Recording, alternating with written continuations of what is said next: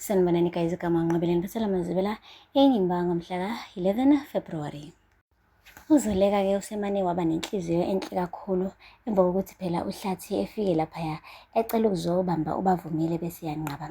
Uqale wahlambuluka-ke kuyena-ke uLazarus ukuthi uzizwa ebuhlungu ngokuthi unqabile ukuthi uHlathi abambe uBavumile ebe ubaba wakhe, futhi njengoba esanda ukulahlekelwa likamva uyadinga ukuzizwa njengotata, futhi bekumele bavume ukuthi-ke amgone noma kancane nje uBavumile. Kodwa-ke uLazarus ukuphikisile lokho, washo ukuthi asingakhohlwa ukuthi lo muntu usanda ukwenzani. Untshontshe umntwana lo muntu wabaleka naye, so angamane sithi ngoba nakho manje uyagriva sithi umuntu oshintshile, ngoba sithi siyawuvula lo mnyango ukuthi abe utata futhi amane efune i-full custody like before.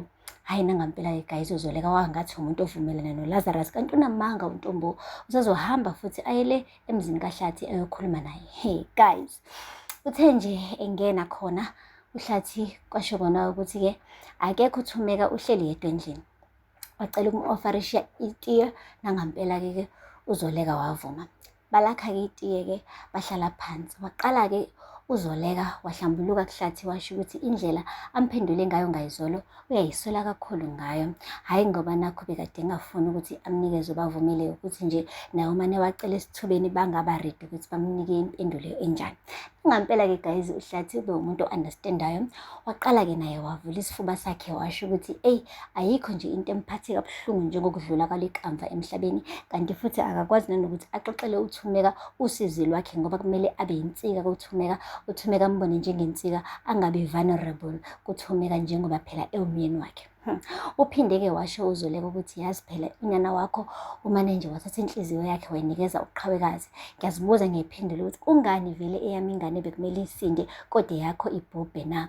Wase washo kuHlathi ukuthi hhayi ungayisoli, akusilona iphutha lakho ukuthi-ke ulikamva kasekho emhlabeni. Kodwa-ke wathi uZoleka khululeka, akumelanga uthwale wedwa lo mthwalo, ngikhona mina noma inini ungakhuluma nami. Hayibo guys, uHlathi umane wamnikeza ihagi enzima uZoleka, bahagana. Lapho mina ngithule ngiyabuka ngithi uZoleka nangidlala ngomlilo bo, ngoba phela mengase uLazarus abaficile abantu behagana kanje uzobe secabanga into eziningi. Angiyiphathi-ke kaThumeka njengoba vele ugele esenako ukusola ukuthi hayi ngasamphinde ngemfi iphindiwe phela-ke lo mfo wakaMabandla ephinde emlahle futhi agijimele ezandleni zika unkosikazi wakhe lo phela wakudala okunguZoleka. Guys, kuthiwa-ke igama lomuntu aliphathwa, ngoba kuthe kusanjalo nje besahagene wabeqhamuka uThumeka. Utheme babona nje behagana, wathula walinda baze baqeda. Uthe uvusa amehlo uZoleka, hayibo Thumeka, hawu ufike nini apha? Wamane wathi bese senginexesha elide ngilapha. Hayibo, wase wabona-ke uHlathi ukuthi kushuthi uzwe yonke into. Wathi ndiyaniva niyaduduzana. Hlathi uthi kuZoleka uyena kuphela umuntu angakwazi ukuthi umvulele isifuba. Kodwa mina ngonkosikazi wakho awukwazi ukungivulela isifuba ukuthi uziva njani ngokudlula emhlabeni kalikamva. Wathi uyazama ukuchaza uZoleka ethi hhayi phela uHlathi ubefikile laphaya ethi uzobona uBavumile nganqaba, yingakho ngila. Wathi lalela phela uBavumile iyona favorite child konje. Ya, angithi phela uHlathi usanayo unyana ngaya kuye, mina andinaye. Wathi hayibo sisi, musuke uyithatha ngaleyo ndlela. Athi ngithathe njani? Umyeni wami uyahamba uyovula inhliziyo, uvulela umuntu owayewunkosikazi wakhe, mina ngikhona ngila endlini. Wathi awu ngitshilo njengoba mina kumele ngibe insika kuwe, angikwazi ukuthi ngibe vulnerable. Wathi njani kunkosikazi wakho? Wathi uZoleka ngcono kumane ngihambe ngisanishiya sisi. Wathi sisi suhamba, ngimi ozohamba. Andithi mina niyaduduzana nikhothana amanxeba apha, qhubekani-ke nixoxe, nikhothana amanxeba, yimi ozohamba. Hayibo guys, uThumeka nangampela-ke wasuka endleleni yabo. Hlathi-ke guys umane walandela yena uThumeka, ezama phela ukukhuluma naye, emtshela ukuthi hhayi khululeka nkosikazi, akukho lutho nje olwenzakalayo, mina nje noZoleka besiyincokolela nje mayelana nokudlula emhlabeni kokalikamva. Wathi ya, sekade ngabona vele wena ukuthi awukaze wandithanda. Wathi cha, iyona kanye into eyangenza ngakushiya nasekuqaleni le nto yakho yokungazethembi. Wathi ungazethembi, sulinge uthi mina andizithembi. Wena ingxaki yakho ukuthi wena wanishada kodwa ubungangithandi. Wathi hayibo uthatha ngantoni? Wathi seloke kwaba uZoleka vele empilweni yakho. Ngisho ney'ngane ebengihlezi mengikhuluma nje ngey'ngane zami mina unganginaki, kodwa bengaphathi uqhawekazi ngoba ukaZoleka uhlezi njalo uzinaka. Meke kwakuphatha igama likabavumile, hhayi uhambela phezulu ngoba ezaZoleka akusizona ezami. Yimi ngedwa ulahlekelwe unyana apha, yimi ngedwa ozulile apha. Wena nje ulikamva, wawungamthathi njengonyana wakho vele. Hayibo guys, umshiya uHlathi-ke guys ephathanelwe ikhanda-ke manje, ey'tshela ukuthi phela bekade ethi uyothola ukududuzeka komunye phela umuntu wesifazane omama wey'ngane zakhe, kanti hey usemane nje wayidonsela amanzi ngomsele.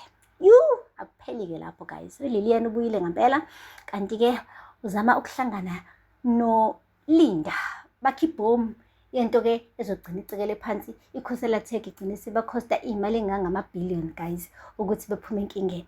Shuthi bathe basayincokolela nje kusamnandi, basakha icebo lokuqumba phansi iKhoselathek.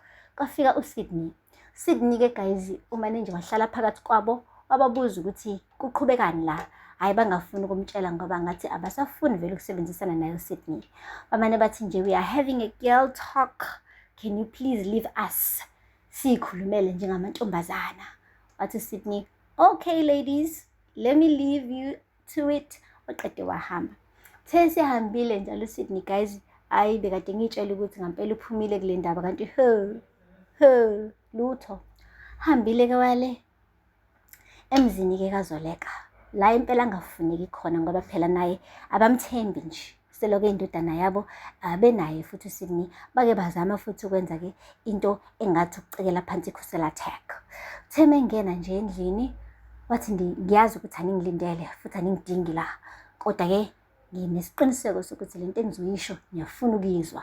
Kusho kona-ke guys ukuthi sengathi-ke uSydney sefuna ukudlalela ithimu yangala, hhayi yangale.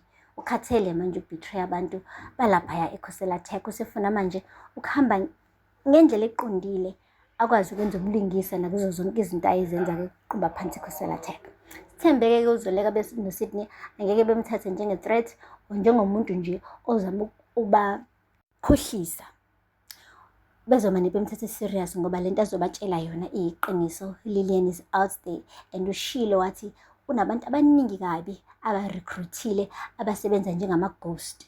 Okusho kona ukuthi-ke akuyena uLilian kuphela ozoqumba phansi iKhoselathek, kunabantu abaqashile abangabonakali guys, abazomane nje be-connect ama-dot lapha nalapha nalaphaya, kumane nje kuthiwa boom, explode, bengazi nanokuthi bashawe yini-ke lapha eKhoselathek. Guys, avela lapho-ke amazwi namhlanje. Ningakhohlwa ukusubscribe and like and comment. Until next time, bye. Sanibonani guys, igama ngiNqobeleni Baselamazibela, enyimbanga ngomhla ka-11 February. uZoleka-ke usemane waba nenhliziyo enhle kakhulu emva kokuthi